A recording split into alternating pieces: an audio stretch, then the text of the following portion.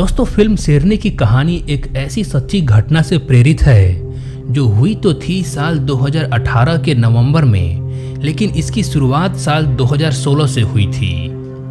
हुआ यूं था कि सुबह सुबह गांव वाले खेत में काम करने गए तो वहां उन्हें एक बुजुर्ग महिला का शव मिला।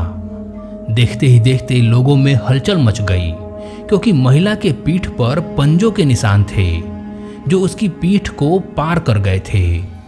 इतने भयानक तरीके से हमला कोई शेर या बाघ ही कर सकता था। बात यहाँ तक ही नहीं रुकती है, कुछ ही महीनों के अंदर 4 और ऐसे हमले हुए जिनमें सारे लोग मृत पाए गए।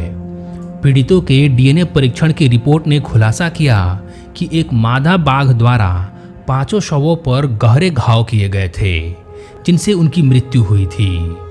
यह फिल्म इसी बाघिन और मनुष्य के बीच हुए संघर्षों को बड़े पर्दे पर दर्शाएगी, जिसमें विद्या बालन एक फॉरेस्ट ऑफिसर के किरदार में दिखाई देगी।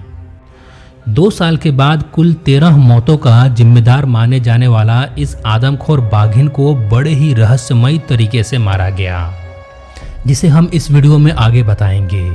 आप देख रहे हैं स्टोरी बताओ। दोस्तों, 2018 के एक रिपोर्ट के अनुसार पूरे विश्व में कुल 3,900 बाघों में से 2,250 बाघ सिर्फ इंडिया में हैं, जिनमें से 200 से ज़्यादा महाराष्ट्र में हैं, जहां ये घटना हुई थी।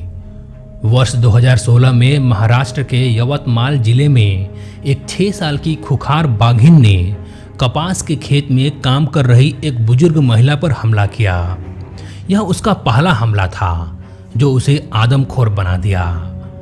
हमला इतना जोरदार था कि बाघिन के पंजे महिला के पीठ को आर पार कर गए थे। मौके पर ही महिला की मौत हो गई।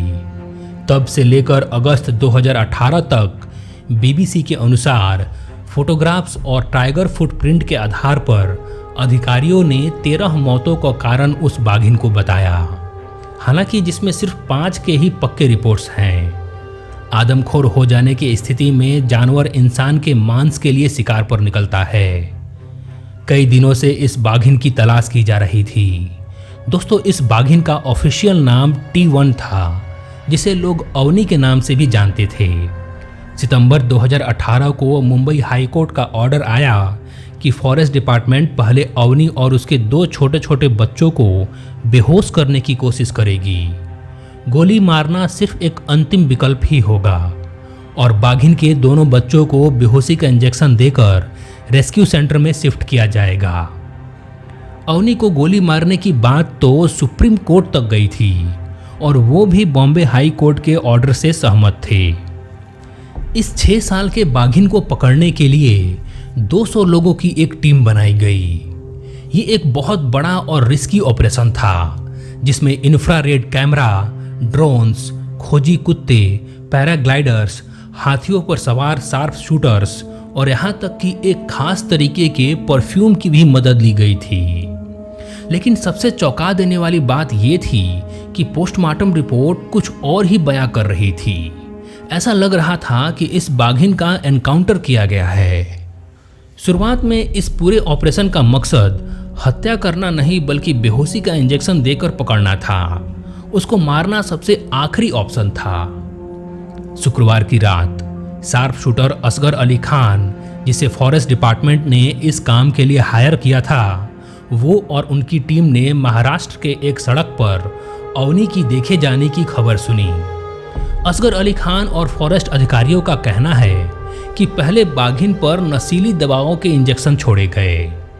इंजेक्शन लगते ही बाघिन और भी ज़्यादा आक्रामक हो गई और गश्त लगा रही टीम पर हमला बोल दी। इस दौरान 8 से 10 मीटर दूरी पर पहुंचते ही उसे गोली मार दी गई, जिससे उसकी मौके पर ही मौत हो गई। लेकिन दोस्तों, रिपोर्ट्स ये बताते हैं कि अवनी को बेहोश करने की कोशिश ही नहीं की गई थी और रात के अंधेरे में जानबूझकर उसे गोली मार दी गई, जबकि उसकी जान बचाई जा सकती थी। इस पूरे मामले से बाघिन के लिए मनुष्य की निर्दयता तो साफ साफ दिखती है। ध्यान देने वाली बात यह है कि नेशनल टाइगर कंजर्वेशन अथॉरिटी के नियमों के अनुसार कोई भी शिकारी सूर्यास्त के बाद और सूर्योदय से पहले यानी रात्रि के समय में जानवरों का शिकार नहीं कर सकता, लेकिन अवनी के केस में नियमों का उल्लंघन किया गया। अगर अवनी की पोस्टमार्टम रिपोर्ट को देखें तो वो किसी और तरफ ही इशारा करती है। जैसा कि आप फोटो में देख पा रहे हैं, अवनी के बाएं पैर में बेहोशी का इंजेक्शन लगा दिख रहा है, लेकिन रिपोर्ट की माने तो ये अवनी के मौत के बाद इसे हाथ से लगाया गया मालूम पड़ता है, क्योंकि ये सिर्फ बाहरी त्वचा को ही भेद पाया है, जबकि बेहोशी के डार्ट इंजेक्शंस मस्कुलर रीजन को भेदते हुए खून तक पहुंच जाता है। इतना ही नहीं, रिपोर्ट के अनुसार अगर बुलेट के ट्रैजेक्टरी को ट्रैक करें तो पता लगता है कि जब बुलेट फायर किया गया तब अवनी दूसरे दिशा में देख रही थी, यानी उस पर छुपकर गोली मारी गई थी, ना कि सेल्फ डिफेंस में। रिपोर्ट में यह भी लिखा गया है कि अवनी की पेट और आंतें फ्लूइड और गैस से भर गई थी, जो इंडिकेट करता है कि वो 4-5 दिनों से कुछ भी नहीं खाई। अवनी किलिंग में कई सारे वाइल्ड लाइफ के नियमों का उल्लंघन किया गया, जो कि अवनी की मौत पर एक बड़ा सवाल खड़ा करता है, जिनका आज तक कोई जवाब नहीं है। दोस्तों, शेरनी फिल्म की कहानी इसी अवनी के इर्द गिर्द घूमते नजर आएगी।